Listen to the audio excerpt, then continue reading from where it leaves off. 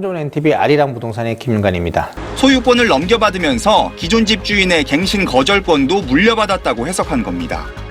임차인이 계약갱신을 요구한 상태였다 하더라도 달라지지 않는다는 법리를 최초로 명시적으로 선언했다는 점에서 이 판결에 의의가 있습니다. 국토교통부가 2020년 9월 새 집주인은 세입자의 계약갱신 청구를 거절할 수 없다고 가이드라인을 발표했지만 정작 법원에선 재판부마다 판단이 제각각이었습니다. 결국 오늘 대법원 판결이 나오면서 앞으로 세입자가 있는 주택을 구입할 경우에도 계약 만료 2달 전까지라면 새 집주인의 실거주에 문제는 없을 걸로 보입니다. 계약갱신 요구권 대법원 판례를 볼 겁니다. 오늘은 집주인이 바뀌어도 직접 거주 사유로 갱신 거절 가능이라는 타이틀인데요. 만약에 임차인이 거주 중인 주택을 매매를 원한다면 꼭 보셔야 될 영상입니다. 자, 그럼 지금부터 계약갱신 요구권 행사에 관한 이야기를 다뤄보도록 하겠습니다. 계약갱신 요구권이라는 게 뭐냐면 임차인이 희망하는 경우에 1회에 한해서 계약갱신을 청구할 수 있는 권리라고 합니다. 2+2 정책인 거예요, 이게. 그래서 2020년 12월 10일 이후에 최초로 체결한다든지 갱신된 계약은 임대차 기간 끝나기 6개월 전부터 2개월 전까지 기간에 대해서 계약갱신 청구를 할 수 있다라는 내용입니다. 계약갱신 요건 행사는 1회에 한해서 행사할 수 있다라는 이야기죠. 이거를 2020년 그 6월 달인가요? 이제 법 개정할 때 법무부하고 국토부 해설집이 있었어요. 그 해설집에 관한 내용을 가지고 한번 더 자세히 알아보도록 하겠습니다. 임차인에게 몇 회의 계약갱신 요구권 행사가 부여되는지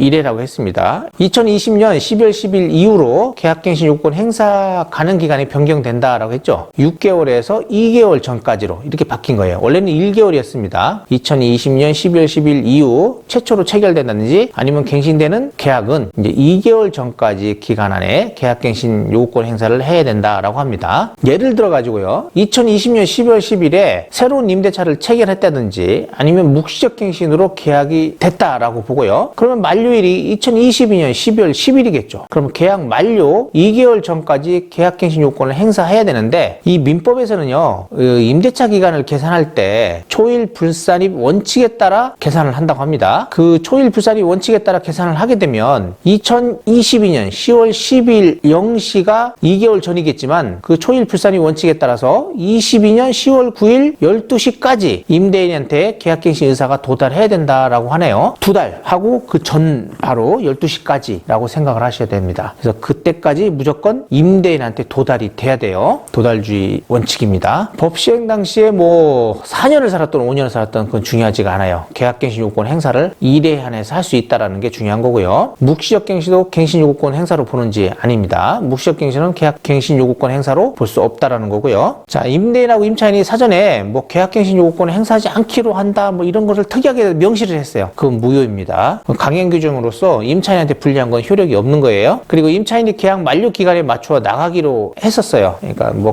계약갱신을 해야 되는데 그냥 저 나가야 될 것 같아요 라고 했어요. 그런데 생각을 해보니까 나갈 데가 없는 거예요. 그래서 다시 갱신을 하려고 한다면 계약갱신 요구권 행사 기간 안에만 있다면 요구를 행사할 수 있다라고 보면 됩니다. 자, 계약갱신 요구권 행사 시 임차인은 무조건 2년을 거주해야 하는지 아닙니다. 계약갱신 요구권 행사를 하던 묵시적 갱신이 됐든 간에 임차인은요 본인이 원하는 대로 계약을 해지할 수가 있어요. 만약에 계약을 해지를 하게 된다면 해지한 날로부터 통지한 날로부터 3개월 후에 발생을 합니다. 3개월이 되면 계약이 만기가 되는 거겠죠. 묵시적 갱신이든 계약갱신이든 마찬가지입니다. 임대차 계약을 최초에 체결할 때 계약 기간을 1년으로 했대요. 그러면 1년을 하고 나서 얼마나 더 살 수 있는지 뭐 그런 내용에 이게 보면 그러면 1년 계약했어요. 임차인이 더 살 수 있겠죠. 왜냐하면 계약 기간은 2년으로 봅니다. 1년을 계약했지만 2년을 거주할 수가 있는 거예요. 참고로 이 1년을 계약을 하면 이때는 계약갱신 요구권 행사 기간이 없습니다. 왜냐면 그냥 자동으로 2년이 가능하니까요. 요때 2년이 되는 시점, 요 임대차 기간 끝나는 2년이 되는 끝나는 그 2개월에서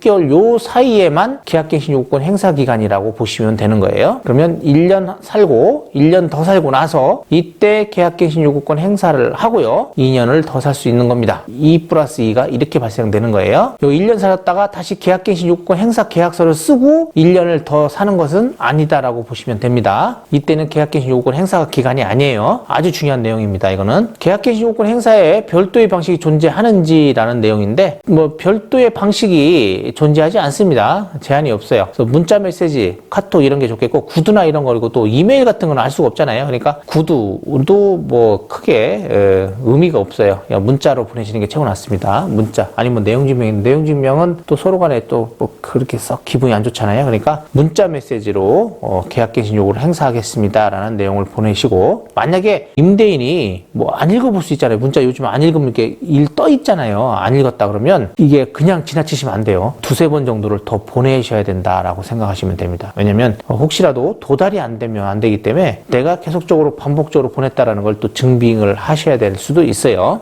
답이 없다면 전화를 한다든지 그리고 또 전화를 안 받는다든지 하면은 다시금 문자를 보내시는 것이 좋다라고 생각이 됩니다. 자, 이렇게 해가지고 계약갱신 요구권에 관한 해설에 관한 내용하고 대법원 판례에 대해서 지금 이야기를 하고 있는데요. 자, 이 판례가 어떤 거였냐면 사유가 이런 거였어요. 전 소유자가 매매를 진행을 했습니다. 매매를 진행했는데 매매를 진행하고 잔금을 이 임차인이 계약갱신 요구권 행사 기간 안에 잔금을 한 거예요. 보니까. 근데 임차인이 그 전에 임대인한테 전 소유자한테 계약갱신 요구를 행사를 했습니다. 그리고 나서 소유권이 변동이 된 거예요. 변동되자마자 이제 새로운 소유자가 현재 있는 임차인한테 갱신 거절 통보를 한 거예요. 그러니까 임차인은 전 소유자한테 계약갱신 요구를 행사를 했기 때문에 자기는 계속 거주를 하겠다라고 요구를 한 상황입니다. 그 새로운 소유자가 임차인을 상대로 명도소송을 한 건데 그거에 대한 이제 판례가 나온 거예요. 그 판례에서 보시면 첫 번째는 이제 법원에서 판결이 임대인의 편을 들어줬어요. 당연히 임차인은 비워줘야 된다라고 판결을 했고요. 두 번째 판결에서는 임차인 편을 들어줬습니다. 임차인한테 계속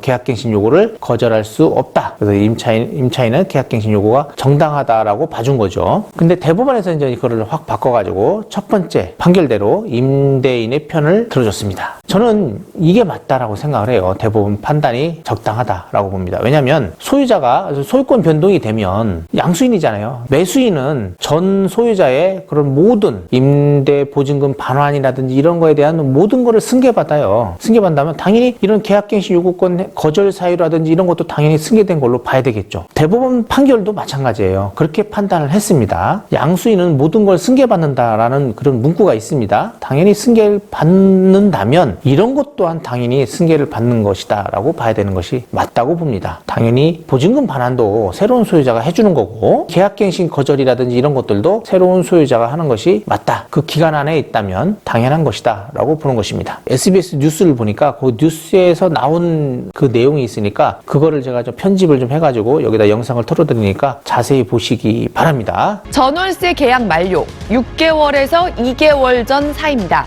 이 기간 안에 내가 새 들어 살던 집의 주인이 바뀌었다. 그런데 새 주인이 실거주해야 하니 집을 비워달라고 하면 세입자는 새 집을 알아봐야 합니다. 어떤 경우가 있을 수 있냐면요. 전월세 계약 만료 6개월 이전에 집은 팔렸어요. 매매 계약은 진작 체결됐는데 새 집주인에게로 소유권 이전 등기는 시차를 두고 나중에 되는 경우가 많죠. 그런 경우에도 전월세 계약 만료 6개월에서 2개월 전 사이에 소유권이 옮겨지고 세입자가 기존의 집주인에게 한 번 더 살고 싶다. 계약갱신 요구를 이미 한 상태라고 하더라도요. 새 집주인의 실거주 권리가 우선한다는 겁니다. 구독, 좋아요, 알림 설정 부탁드리고 다음에 뵙도록 하겠습니다. 감사합니다.